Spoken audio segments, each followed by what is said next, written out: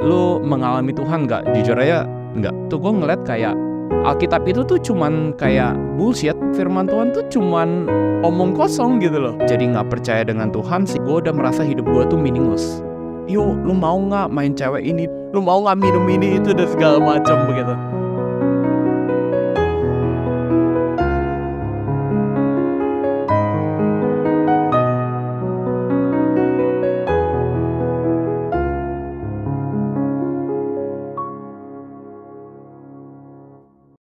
Ayo kenalin diri lu dong, Le. Oke. Jadi kenalin, nama gue adalah Lewi. Jadi di sini gue melayani sebagai youth pastor. Gue dipercayakan memang untuk bisa pegangin anak-anak muda lah ya. Di sini lah ya, melayani anak muda begitu. Dan memang gue juga punya banyak passion lah ya juga ya, bisa berkecimpung di dalam pelayanan kaum muda begitu. Jadi ya sebenarnya excited juga ya bisa akhirnya mengenal anak-anak muda juga di Pluit sini gitu. Oke. Welcome, Le, welcome.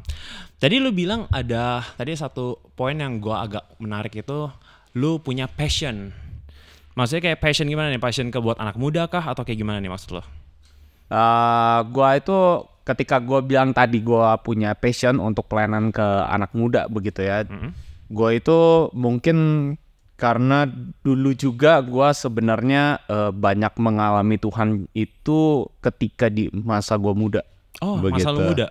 Ketika masa gue masih muda begitu ya, dalam arti ya ketika gue masih remaja. Boleh dong ceritain dikit, kayak lu bilang di masa muda lu kayak ada ngalamin Tuhan. Maksudnya kayak oke, mungkin pertama kali lu ngalamin Tuhan tuh kayak gimana, atau mungkin yang paling memorable. Mungkin lu bisa ceritain gitu atau gimana? Jadi gini, kayak sebenarnya mungkin harus tahu dulu ya background gua dulu kali ya, untuk makin jelas maksudnya. Gua itu dari lahir itu memang udah terlahir di dalam keluarga Kristen begitu. So gua memang bokap gua, nyokap gua itu juga udah orang Kristen begitu. Jadi dari kecil pun gua juga sudah dibesarkan dalam kultur ya orang Kristen begitu. Dari kecil udah dibawa ke gereja, jadi udah nggak begitu asing lagi gitu dengan yang namanya kayak hari Minggu lu harus ibadah begitu. Udah ada waktunya buat Tuhan. Lu harus pergi ke sekolah Minggu dan segala macam berarti begitu. Udah SM, habis itu kayak remaja, pemuda semua datengin lah ya. Iya, udah lah, itu udah benar-benar nggak asing lagi begitu. Cuman keluarga gua itu bukan yang suka mengambil pelayanan. Keluarga gua itu adalah jemaat yang cuma datang, terus selesai dari ibadah pulang. That's it gitu. Setiap minggu lakukan itu begitu. Tapi di dalam kehidupan sehari-hari gimana di weekdays-nya kayak Senin sampai Jumat, itu ya nggak ada sama sekali melibatkan Tuhan gitu ya di dalamnya gitu. Jadi lebih menjadi seperti formalitas lah. Cuman kayak iya datang ke gereja, iya ibadah, tapi that's it gitu loh. Cuman seperti itu. Makanya kalau ditanya lu di masa kecil lu mengalami Tuhan nggak? Jujur aja nggak. Karena lu pengertian lu dapat dari parents tuh sebagai kayak sebagai orang Kristen tuh hari Minggu datang ke gereja, and then pulang. Senin sampai Sabtu kayak bodo amat, kayak siapakah kita gitu kan, kayak ya udahlah, kayak Kristen itu cuma tugasnya tuh ke gereja hari Minggu, that's it. Betul. Gitu. Dan maksudnya dan kelihatan ya dari maksudnya karakter dari keluarga gua dulu itu bukan keluarga yang menghidupi firman Tuhan begitu loh. Makanya keluarga gua itu juga cukup keras sama gua. Cara didiknya tuh terlalu keras sampai-sampai gua nggak bisa melihat bahwa keluarga ini nih keluarga Kristen gitu loh. Nggak ada kasihnya gitu kah? Betul. Gua merasa kayak dari kecil itu gua tuh dididik terlalu keras. Jadi gua nggak bisa melihat itu kayak keluarga gua tuh mengasihi gua, orang tua gua mengasihi gua begitu loh. Karena setiap kali ini mungkin pengalaman banyak dari kita lah ya gitu ya, pasti pernah mengalami kayak gue juga. Ketika lu masih kecil, lu dapat ulangan lu jelek, temen lu lebih bagus, ya lu akan disandingkan gitu loh. Lu akan cuma dapat 70? Iya, kenapa lu gak bisa lebih baik dari dia gitu? Dia dapat 90 loh. Tapi kayak gue udah berusaha setengah mati gitu loh. Tapi di mana apresiasi itu nggak ada sama sekali gitu. Dan maksudnya ketika gue gak bisa melakukan sesuatu dengan benar, itu otomatis yang namanya hajaran dari bokap itu pasti ada. gitu. Oke. Jadi ya cara didiknya itu cukup keras banget ya gitu. Sehingga gue nggak bisa melihat kayak aduh ini keluarga apaan sih, Kristen atau apa begitu loh. Makanya balik lagi ke pertanyaan kayak apakah lu mengalami Tuhan ketika lu di masa remaja, di masa masih SD dan segala macam? Jujur aja enggak. Bahkan saking gue nggak mengalami Tuhan di masa seperti itu, gue ngeliat kayak Alkitab itu tuh cuman kayak bullshit, omong kosong Oh, oke. Interesting. gitu. Kayak lu misalnya ya kita ngomong kayak kita pasti udah nggak asing lagi dengan ayat yang bilang kayak orang tua harus mengasihi anak. Oh, ya. Lalu mendidik anak dengan benar dan anak harus menghormati orang tua dan segala macam. Tapi the way gue melihat orang tua gue hadir di dalam rumah gue, kayaknya tuh kayak firman Tuhan tuh cuman omong kosong gitu loh. Oke. Kayak nggak terjadi gitu loh. Dan akhirnya gue sampai karena gue sakit hati dengan keluarga gue juga akhirnya jadi nggak percaya dengan Tuhan sehingga gue kayak ya udahlah Alkitab tuh cuman apa ya dongeng. Oke. Dongeng gitu. Kayak gitu ya. Iya. Karena lu nggak bisa melihat korelasi antara Alkitab dengan Kehidupan lu, gue ya. secara pribadi begitu Ya, loh. Gue nggak bisa ngeliat itu begitu. Dan karena gue udah satu relasi dengan keluarga gue udah rusak, relasi gue dengan Tuhan juga udah rusak dan lain sebagainya begitu ya.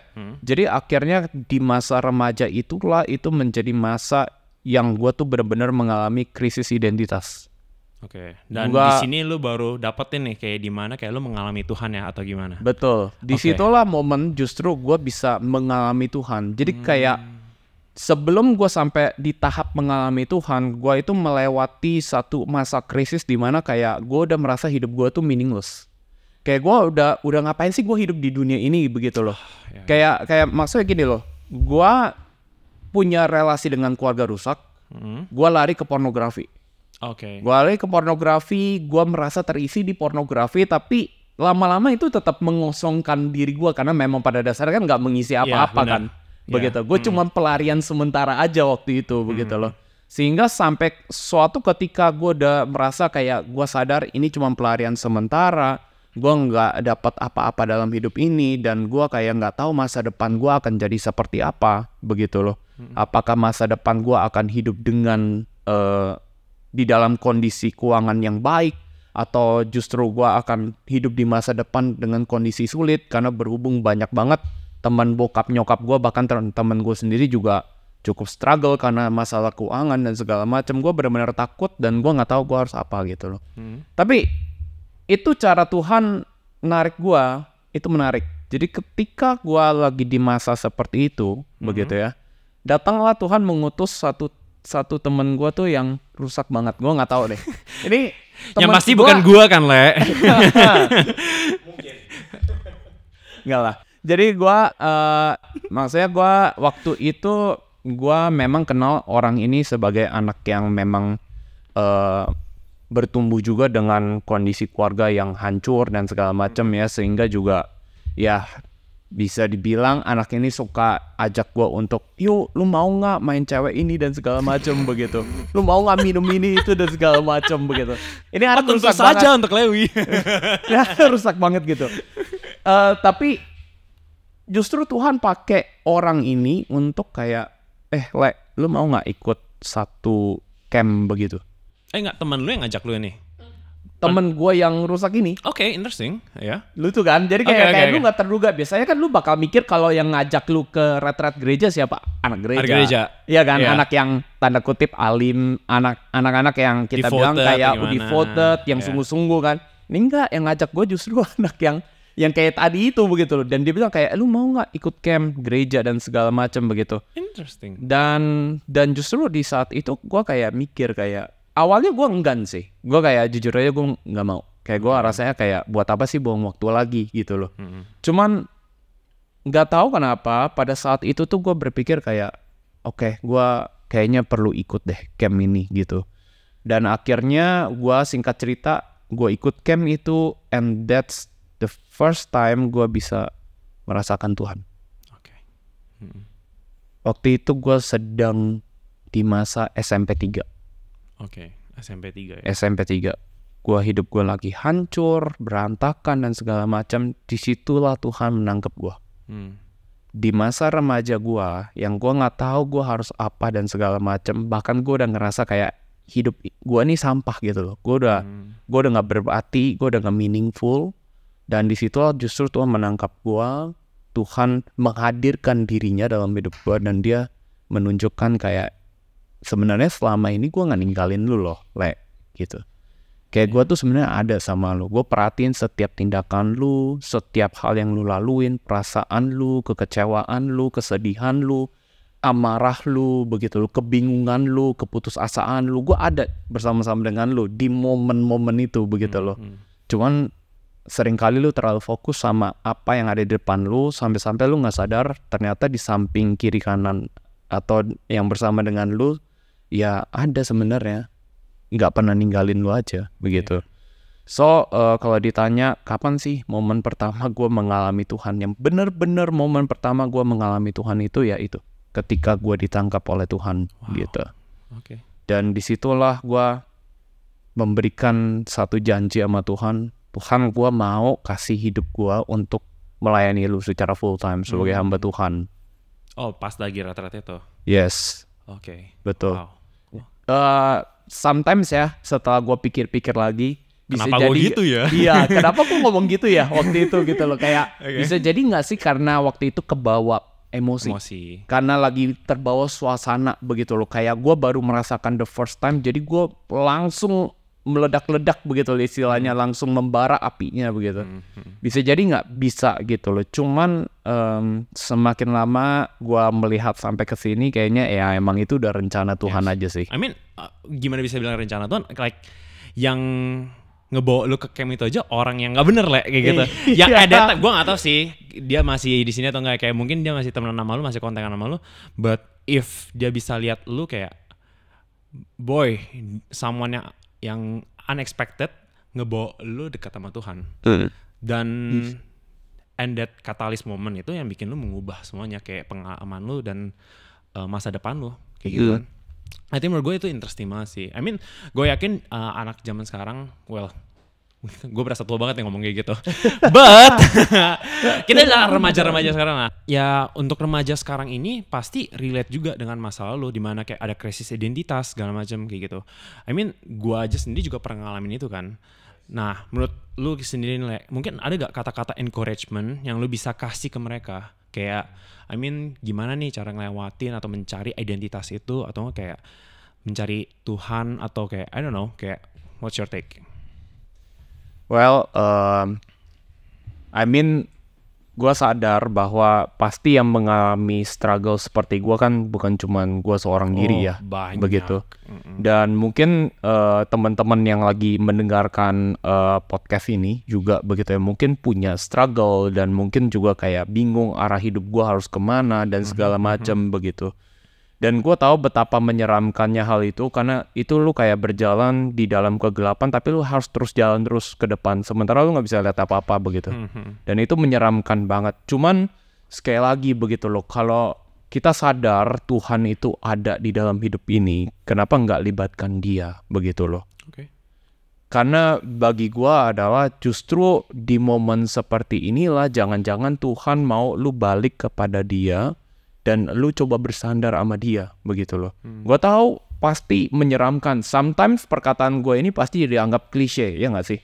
Kayak balik lagi ke Tuhan. Iya, gue udah tahu balik lagi ke Tuhan begitu loh. Cuman ya gimana begitu dan segala macam, masih ada keraguan, masih ada rasa takut dan sebagainya begitu. Cuman I feel like ya memang Tuhan maunya adalah di momen seperti ini lu balik kepada dia dan coba andalkan dia gitu loh. Dan I mean, jangan simpen sendiri. Kesalahan gue waktu itu adalah gue simpen sendiri. Gue nggak cerita sama siapapun. Gue nggak tahu mau cerita sama siapa juga sebenarnya begitu loh. Serba salah ya. Kayak lu nggak cerita salah, tapi lu mau cerita juga bingung siapa yang mau lu ceritain begitu loh. Cuman gue percaya di orang-orang gereja itu ada yang care sama kita semua begitu loh. Cobalah cerita sama mereka juga, dan coba lihat, tentu pilih juga ya, apakah orangnya bisa encourage lu bahwa lu makin dekat sama Tuhan atau enggak begitu loh.